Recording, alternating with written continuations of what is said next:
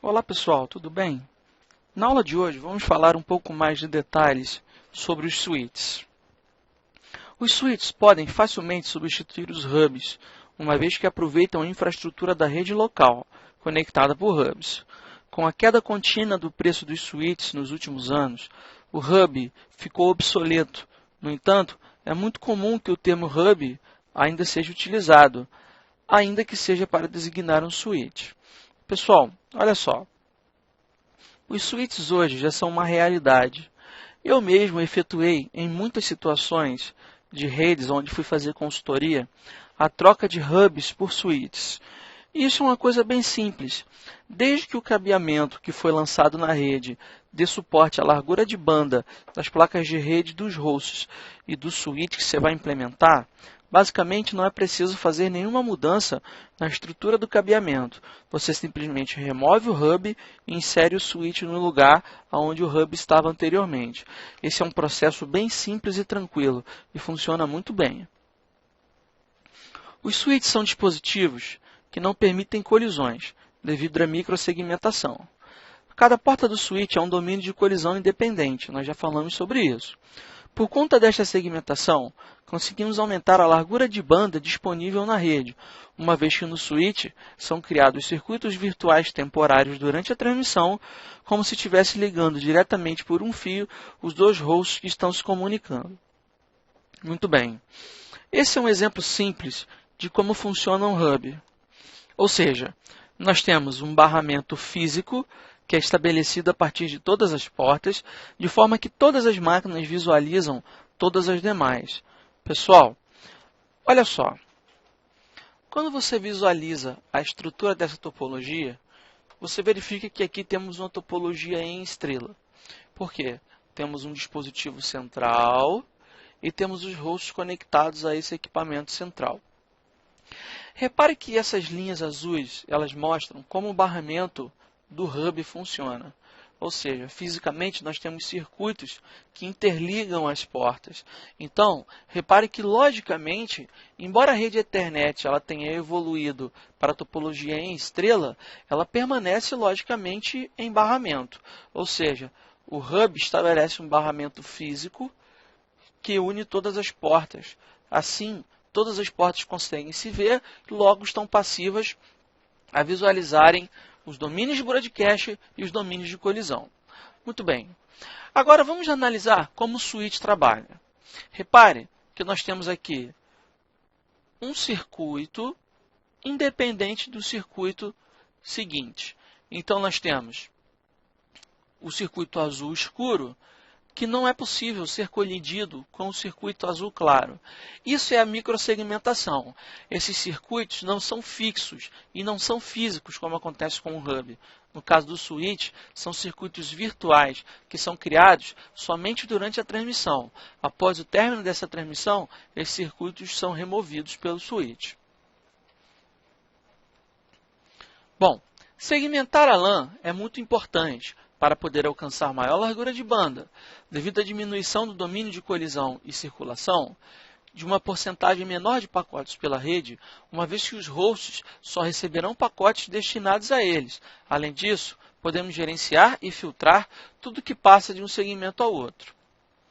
Então vamos enumerar, pessoal, as vantagens de se utilizar switches ao invés dos hubs. Primeira vantagem, vários usuários podem se comunicar paralelamente através dos circuitos virtuais e dos segmentos de redes que são dedicados a um ambiente livre de colisões, ou seja, temos um ganho de performance. Como falamos anteriormente, mudar para um ambiente com switches é muito mais econômico, pois podemos aproveitar toda a infraestrutura já existente, desde que o cabeamento consiga trafegar a largura de banda da rede. Número 3. Com um hub, o hacker poderia usar um sniffer na rede para capturar os quadros. Com o switch não é possível. Falamos sobre isso e ganhamos segurança. Pessoal, o switch pode utilizar 3 tecnologias de comutação de quadros. Nós temos o Cut-Through, o Storing and Forward e o Fragment Free. Vamos ler o slide? Como a comunicação em uma rede é realizada em série, ou seja, os dados são recebidos bit a bit, os switches apresentam 3 modalidades para recuperar esses quadros que são recebidos, pesando a velocidade de encaminhamento e a confiabilidade da transmissão. O switch lê o endereço MAC de destino assim que o quadro chega. Após descobrir a porta de destino, ele envia o quadro para ela, antes mesmo de recebê-lo completamente na porta de origem. Poucos switches são totalmente cut-through, pois esse sistema não permite nenhum tipo de correção de erros. Esse modo diminui a latência da transmissão e a detecção de erros de switch não é boa. Então, pessoal, olha só. O switch baseado na tecnologia cut-through basicamente recebe o frame em uma porta e comuta o frame para outra porta. Ele não faz nenhum tipo de análise no quadro, de forma que o quadro que foi recebido com erros vai ser enviado também com erros. Nesse caso, quem tem que ter o papel de descartar o quadro seria o host de recebimento. Na tecnologia Story and Forward, o switch lerá todo o quadro para o buffer e verificar se existem erros de CRC. Se existir algum problema, o quadro será descartado. Se estiver ok, verifica qual é a porta associada ao endereço MAC de destino e encaminha o quadro. Muitos switches utilizam o cut-through até um certo nível de erros seja alcançado. Neste momento, passam a operar em Story and Forward, que ainda iremos falar. A latência ocorre enquanto o quadro é recebido. O atraso é maior nos quadros maiores, pois um quadro grande leva mais tempo para ser lido. Pessoal, olha só. Se você trabalhar na sua rede com o switch Story and Forward, você terá um equipamento que não terá o mesmo nível de velocidade que o switch que trabalha simplesmente com a tecnologia cut-through. Por quê? Porque o switch Story and Forward pega todas as informações, armazena elas em um buffer, analisa o rodapé do quadro Ethernet e verifica a partir do campo FCS o controle de redundância cíclica, que falamos sobre isso na aula de quadro Ethernet. Se o switch verificar que o quadro está ok, aí sim ele envia a informação para o host de destino. Caso o switch verifique que o quadro está defeituoso, ele descarta aquele quadro. Bom, eliminamos o processamento do lado do host, mas aumentamos o processamento do lado do switch. Nós temos a tecnologia Adaptative Cut-Through. Disponível em modelos mais recentes de switches, ela inicializa sua operação trabalhando como cut-through. Caso identifique a existência de um grande volume de frames, ou a necessidade de transmitir frames em velocidades diferentes entre duas portas, o switch automaticamente faz a mudança do método para Story and Forward. E para finalizar, nós temos o Fragment Free. O Fragment Free é um método similar ao Cut-Through, porém realiza a checagem dos primeiros 64 bytes do quadro, antes de repassá-lo à porta de destino. A leitura dos primeiros 64 bytes se deve ao fato de que, normalmente, os erros, quando são encontrados, estão nesses 64 bytes. Muito bem, pessoal, o switch Story and Forward analisa todo o quadro. Através disso, ele consegue verificar se alguma parte do quadro está com defeito. Bom, os engenheiros que criaram o Fragment Free perceberam que, em uma grande maioria dos casos onde há erro de quadro, esse erro estará contido nos 64 bytes, nos primeiros 64 bytes do quadro. Dessa forma, o Fragment Free seria o melhor dos dois mundos, do Cut-Through e do Story and Forward. Bom, vamos analisar essa tabela. O Cut-Through é mais rápido, pois não faz nenhum tipo de verificação no quadro. Bom, por isso ele é menos confiável. O Story and Forward é mais lento, mas é mais confiável, porque analisa o quadro como um todo. E o Fragment Free é mais rápido do que o Story and Forward e é mais confiável do que o Cut-Through. Por que é mais rápido? Porque ele não faz a verificação completa, apenas parcial. E por que é mais confiável do que o Cut-Through? Porque o Cut-Through não faz nenhum tipo de verificação. Vamos ver agora como o switch se comporta diante da solicitação de transmissão de um host. Para enviar os pacotes diretamente para o host conectado a ele, o switch usa uma tabela de endereçamento MAC. Essa tabela se chama tabela CAN. Muito bem. O switch é conectado à rede pela primeira vez. e não conhece a topologia, não conhece nem as máquinas conectadas a ele. Nesse caso, a sua tabela CAN está zerada. Pessoal, vamos imaginar que você trabalha em uma empresa e todos os dias, ao final do expediente, a sua empresa desliga o REC de transmissão. Dessa forma, desligamos também o switch da rede.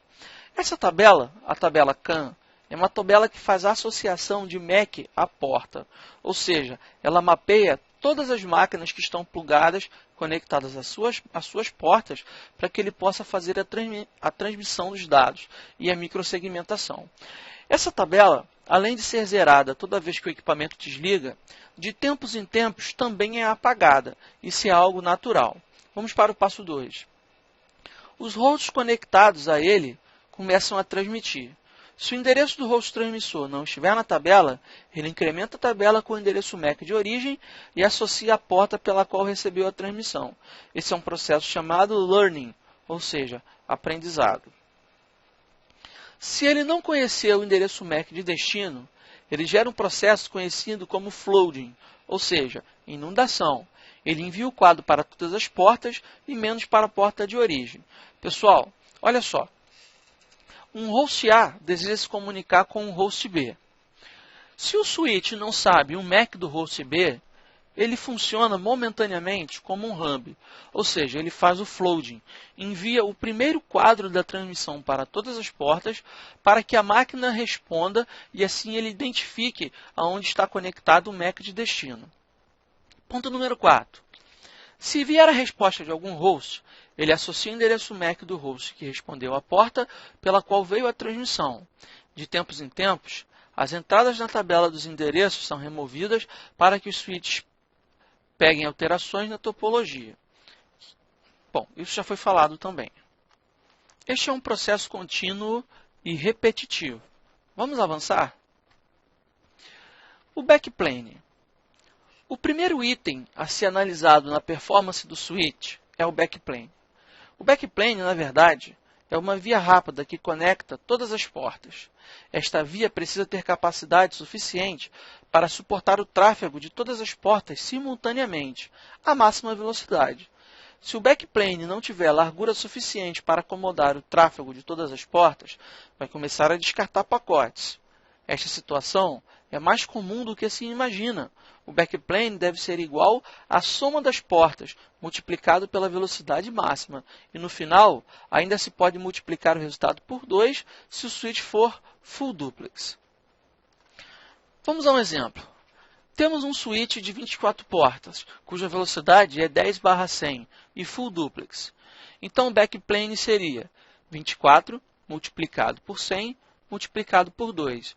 24 portas, 100 megabits de velocidade e multiplicado por 2, pois o switch é full. Então nós teríamos 4.800 megabits ou 4,8 gigabits de backplane. Esse switch terá um backplane de 4,8 gigabits. Outra medida importante no switch é a quantidade de pacotes por segundo que ele é capaz de trafegar. Indica a quantidade de pacotes que o switch pode encaminhar por segundo. Quanto maior essa capacidade, mais veloz também será o switch. Pessoal, olha só, nem sempre você vai encontrar um switch com um backplane tão bom quanto mostrado no nosso exemplo. Os switches mais inferiores, aqueles mais baratos, sempre terão um backplane menor. Então, não pense que você estará operando na velocidade full do seu equipamento. Ele vai ter uma velocidade nominal e se o seu backplane for inferior, a velocidade real nunca vai chegar à taxa de transmissão prometida pelo manual. É isso aí, galera. Por hoje é só e até a próxima aula.